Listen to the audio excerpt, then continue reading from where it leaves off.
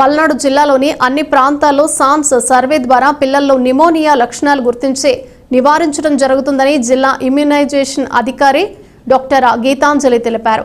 ఈ survey November 12వ తేదీ నుండి ఫిబ్రవరి 28వ తేదీ వరకు జరుగుతుందన్నారు. ఈ సందర్భంగా డాక్టర్ గీతాంజలి మాట్లాడుతూ ఈ సర్వేలో 5 సంవత్సరాల లోపు పిల్లలకు పరీక్షలు నిర్వహిస్తారని అన్నారు. నిమోనియా వ్యాధి ఉన్న పక్షంలో సత్వర చికిత్స అందించనున్నట్లు తెలిపారు. ఈ వ్యాధి ద్వారా సంభవించే మరణాలు తగ్గించడమే ప్రధాన లక్ష్యమన్నారు. ఈ కార్యక్రమం యొక్క ప్రధాన ముఖ్య ఉద్దేశం 5 సంవత్సరాల లోపు పిల్లల్లో ఎక్కువ శాతం మరణాలు సంభవించడానికి నిమోనియా ప్రధాన కారణంగా ఉన్నట్లు గుర్తించారు. అందువల్ల భారత ప్రభుత్వం సాన్స్ సర్వే నిర్వహిస్తున్నారు. నిమోనియా వ్యాధికి ప్రధానంగా బ్యాక్టీరియా లేదా వైరస్ కారణం అయ్యే అవకాశం ఉందన్నారు. సాధారణ జలుబుతో మొదలై నిర్లక్ష్యం చేసినట్లయితే నిమోనియాగా మారుతుందని తెలిపారు. త్వరగా శ్వాస తీసుకోలేకపోవటం, పక్కటెముకలు ఎగురవేయటం, అధిక జ్వరం ఉన్నట్లయితే నిమోనియాగా గుర్తించి సత్వరమే చికిత్స తీసుకోవాలని డాక్టర్ గీతాంజలి కోరారు.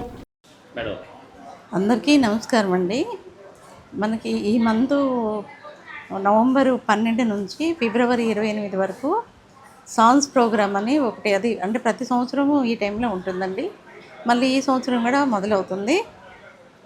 ఈ టైంలో ఏంటంటే అందరిపై చిల్డ్రన్ 0 to 5 years చిల్డ్రన్కి అంటే నెమ్ము వల్ల అనేది మన పిల్లలకి ఏమీ ప్రమాదం జరగకుండా, నెమ్ముతో డెత్లు అనేది జరగకుండా మనము తీసుకునే జాగ్రత్తల వల్ల ముఖ్యంగా ఈ ప్రోగ్రాము నిర్వహించవలసి వస్తుంది.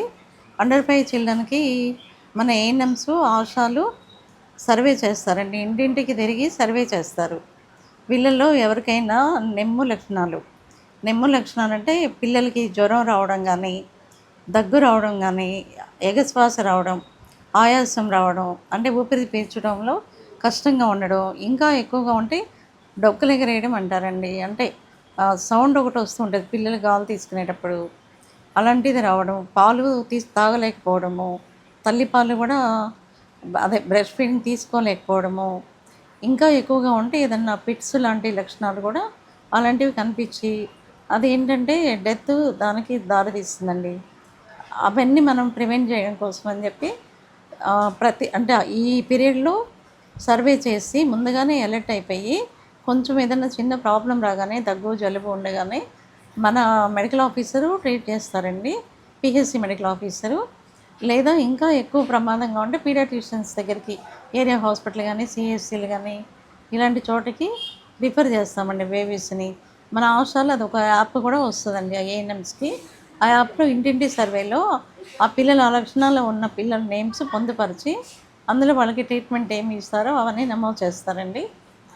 మెయిన్ ఉద్దేశం, గవర్నమెంట్ ఉద్దేశం అండి ఈ ప్రోగ్రామ్ సాన్స్ అంటే social awareness action plan to neutralize pneumonia, అంటే న్యూమోనియా మేనేజ్మెంట్ అండి.